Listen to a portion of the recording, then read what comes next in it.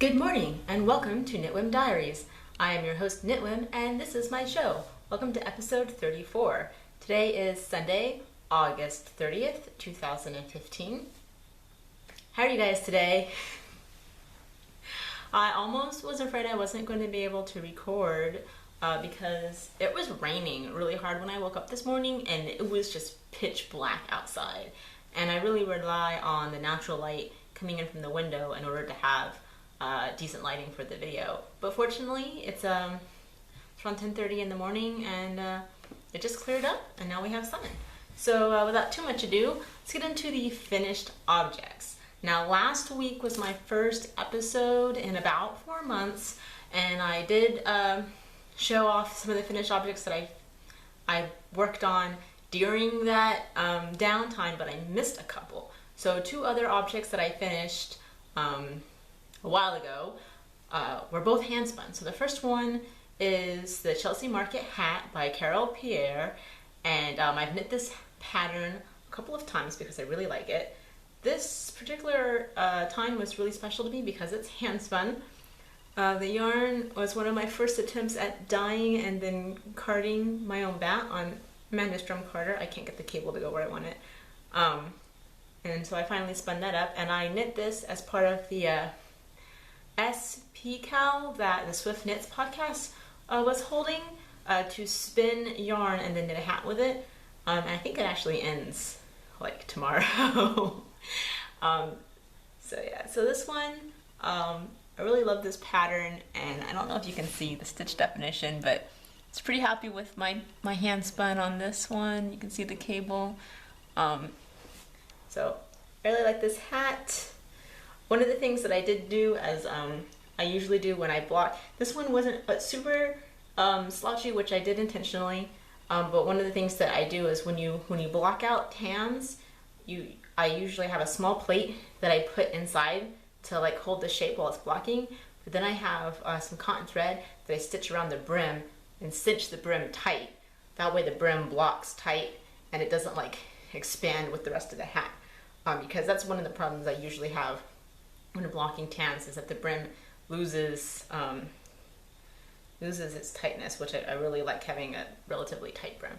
So you can see, I'm trying to show you the cable and it's been a while. Okay, there you go. So there's the cable. So that's the first one. The second one, also hand spun, was the Shaylin shawl by Leela Rabe. I'm not sure how to pronounce her name. I did this on US size 9s. I know I showed work in progress clips of this in a previous episode, but I don't think I ever showed it finished. So I'm just going to hold it so you can see it. Pretty. This was also hand spun. This is 100% Polworth from Gail's Art, and I love her. And the colorway is Sherlock, which I did as part of the Totally Twisted and Arbitrary spin along. You can't really see. So that's really fun. I've been having a lot of fun wearing this. I wear this a lot to class when I'm in class and out in public. I usually wear it as a scarf like this, but I also have a couple of shawl pins that I've acquired recently this year, and so sometimes I do just pin it like this and it just covers my shoulders. So that is a lot of fun. And they've been getting a lot of wear. Not the hat so much because it's still summer, but the shawl definitely because I can't handle air conditioning. It's always too cold inside. I can't wear a sweater because it's too hot outside for a sweater. So there's that. So I have one new finished object, the Ictus shawl that I talked about last week by Boo Knits. I finished it. I was originally thinking about doing 6 repeats, but I was just really getting tired of knitting lace weight. I love knitting lace shawls and I used to adore lace weight, but it's just sort of something that I just wasn't feeling. So I stopped. I did 3 repeats and then the lace border. And it turned out very pretty. I do like it. It's just I was tired of knitting it. So it's very pretty. It's hard to see with me behind it. I don't know if like it needs to be against a white background or something. But the lace border is beaded. So I don't know if you can see the beads on there. You see that? Those beads. So that's that. I'm really happy. I'm really happy with the final product. I don't really have a whole lot more to say about that. The yarn is the Lorna's Lace's Helen's Lace, and it's 50% silk. And I think part of the reason why I didn't enjoy this project is because of the silk content. Because I really like wool, and the silk content is great as a finished object, but knitting the tactile experience, I think the reason why I wasn't enjoying it was mostly due to the silk content. It's not like it felt bad, it just felt different. Like wool to me feels alive and warm and happy, and the silk is just sort of like this dead, like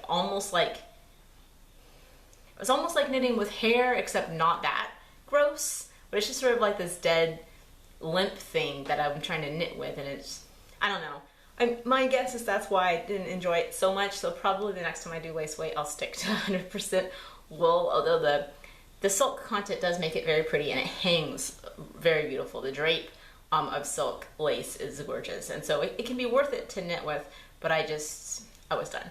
So my current works in progress, I was gonna pull this out of my knitting bag and I forgot. I've started 2 new projects since then. The first one is, sorry about that. The first one is a crochet hat. The pattern is Not Just Any Hood by Laura Tegg. I think that's right. And it's it's crochet. So the hook size is a 5mm, which has a letter designation H. And here's my progress so far. So I'm pulling it out of the bag. Here's the progress so far. The way it works is you start in the center, which is going to be the crown of the hat, and you just work in a spiral around, and it's half double crochets all the way around in this spiral. And then now I'm at the part where I've stopped working in a spiral and I started working back and forth, which was making me really nervous because crochet patterns, I still feel like they're not always super clear for beginners. Like they just expect you to know what they mean. And so there's this point here, it's forming like an edge, because you do a decrease every other row, and then that stitch you don't use anymore. So each row, when you go back and forth, there's one less stitch on the row, if that makes sense. And so it's making this shape where the back has this little hole in it, which I assume is going to go to the nape of the neck. It was just making me really nervous, and also it doesn't have a clean edge, and I don't know if I'm doing the crochet stitches wrong, and that's why, because the rest of the hat has this gorgeous clean edge. I don't know if you can see. And then the part where I'm doing that bullshit, you can see how the edge isn't clean. And it was just making me really anxious, because I'm not I feel like I'm pretty much not quite advanced at a knitter, but I'm a pretty seasoned knitter, and most things don't freak me out with knitting. But crochet, I didn't even know if I was doing it right or not, and it was just freaking me out. And I know towards the end of the pattern, I believe you single crochet around the whole hat, so that raw edge where I'm doing the decreases will get hidden by the single crochets eventually, but it was just making me super nervous, so I had to take a break, and I cast on the From Norway with Love hat. It's by Anna and Heidi Pickles, and this hat is actually really special. It's been on my queue for 2 years. I'll show it to you.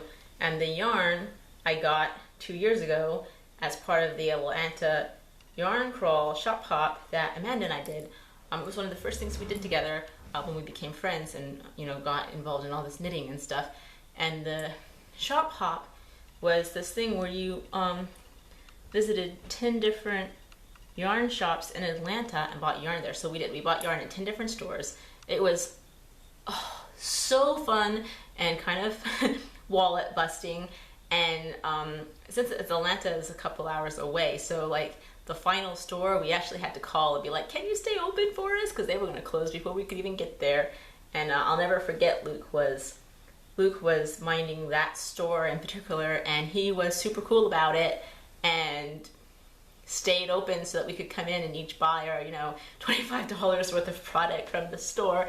I actually bought a braid of fiber there that I still haven't spun yet, and I think it's going to be relatively soon. I'm still working on the daybreak spin. I haven't made any progress on it this week, but I don't know, maybe that'll be my next spin after that.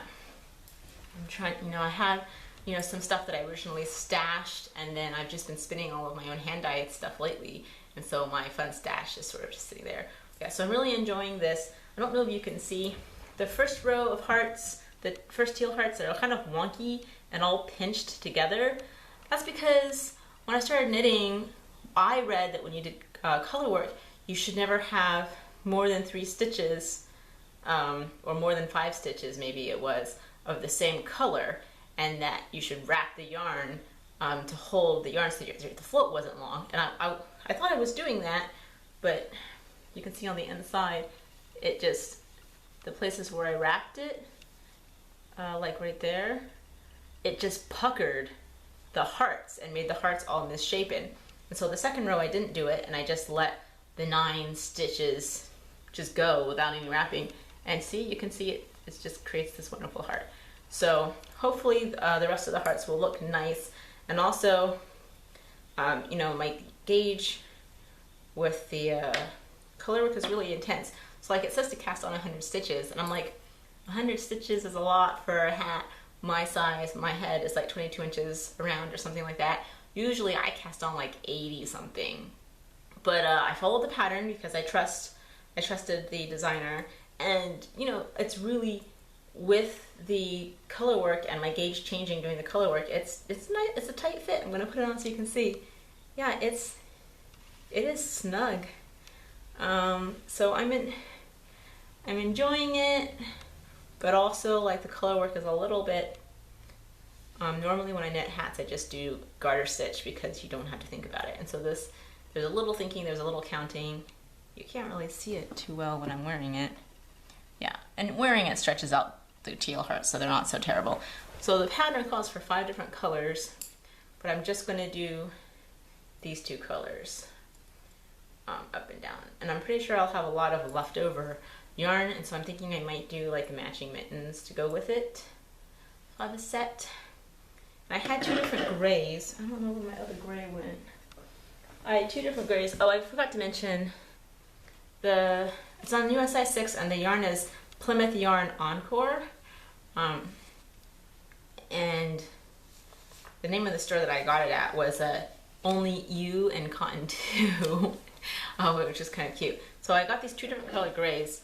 I don't know if you can see, but this one is just regular wool and this one's superwash, so it definitely feels like slicker and like plasticier even though it's wool.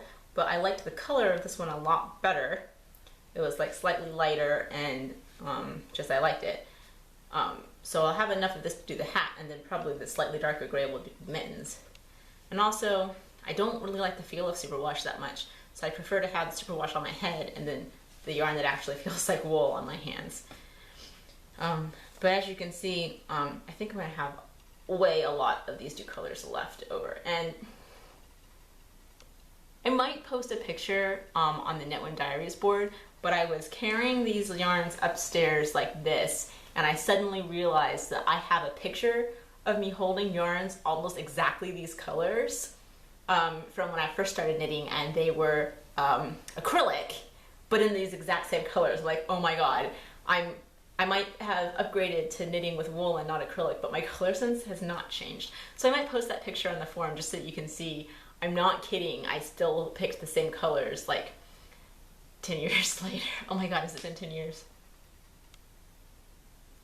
Maybe it's been like 7 years. It's crazy. So that's all of my knitting works in progress. I have one spinning thing. I don't know what to call it. It's not, I don't really consider it real spinning, but it was spinning enough to count for the Spin Sister badge for the Eat Sleep Knit Yarnathon booster badge club. So what it is I had a skein of Malabrigo lace in the color Damask Rose, and I chain plied it on my wheel So it went from like 400 some odd yards of lace weight to being like 100 and some odd yards of fingering weight. And the main reason I decided to do that was because I really do not like variegated colors when it comes to most things, but especially the lace weight. And when I ordered this yarn off the Eat Sleep Knit website, the picture for Damask Rose was a solid color. And it's a blessing and a curse with Malabrigo. The thing I like most about Malabrigo is that it's super soft and fun to knit with. But what I hate most about Malabrigo was that most of their stuff is very variegated and that their dye lots are super like completely different from each other. It's just terrible. Sometimes even within the same dye lot, the variation is just really bad. So it's sort of like one of those love-hate relationships that I have with Malabrigo. So the picture for Damask Rose looked solid, but when it came in the mail, there were large chunks of white, the shade of pink was wildly variegated, and I just knew I was never going to knit anything with it. So I've chain plied it. It's still not a solid color, but with the chain ply, it's a little bit better, and it almost, like when I hold it like this, it looks solid, you know, and then when you zoom in, so I think it'll knit up pretty solid and it won't be as super variegated-y. And I'm probably going to use it as part of the color work project for the Yarnathon. I think I'm going to do the mittens. I can't remember what they're called. Right? Fighting Words, I think is the name of the pattern. And I'm going to order a contrasting color to knit it with on my birthday so I can get the special delivery badge. But yeah, so that's everything knitting and spinning and crochet related. So that's my update. I don't know, it's kind of weird doing a video every week. I might be able to keep it up, I might not, I'm not sure. I'm slowly getting my craft room back together. Step one today, I raised my table back up so I'm not sitting on the floor anymore. And then I think I'll probably, next step is to pull my ironing board back out and get that set up. And I've got a lot of stuff just laying on the floor. All my needles are out, so I'll probably pick up all my needles and reorganize and try to put stuff away.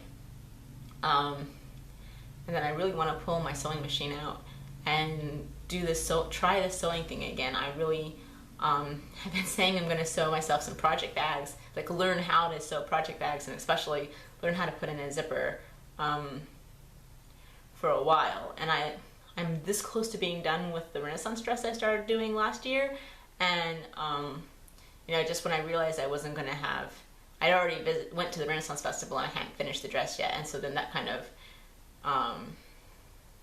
killed my enthusiasm for that project. And then also my friend Amanda was working on it with me, and then she, I don't know if that's true. Did we stop because she was pregnant and she didn't think it was going to fit her anymore? Actually, I don't remember why we stopped doing it together. I know that the pattern, we just bought one of those patterns from Joann's, and I know those patterns are really bad. They're not well written. So I think from now on, I'm probably, to teach myself how to sew, I'll probably use patterns from off the internet, especially from Crafty, because they just seem to be better thought out and better explained to a beginner. I feel like the patterns that you buy at like Joann's or Michael's are fine if you like inherently know how to sew, and you can just sort of look at the shapes and sew them yourself without relying too much on the instructions. But the instructions are very confusing if you're teaching yourself how to sew and you don't have a lot of experience. So those are sort of my hopes for the future. And also, yeah. I was going to mention something completely unrelated. I'm working on a second channel with my husband. We're actually posting Pokemon videos. I don't know if any of you guys know anything about esports, but Pokemon is definitely trying to become an esport, and my husband and I have sort of jumped into the fray, recording Let's Plays of our Pokemon games, and so we both have one going right now, which is actually making it easier for me to record, because normally I record on the weekends, and if my husband wants to hang out and do stuff, then I forget to record. But now he's doing his Pokemon Let's Play while I'm recording in here, and so it really works out. And I still do them on its last leg. It's about to die. My cell phone loads faster than it. Like if I want to load a website, it takes forever to load websites on my laptop, and that's the laptop's fault and not our internet connection. But we got a really cool video editing program on my husband's desktop. Our desktop. And I'm really hoping at some point to transfer over my video editing to that.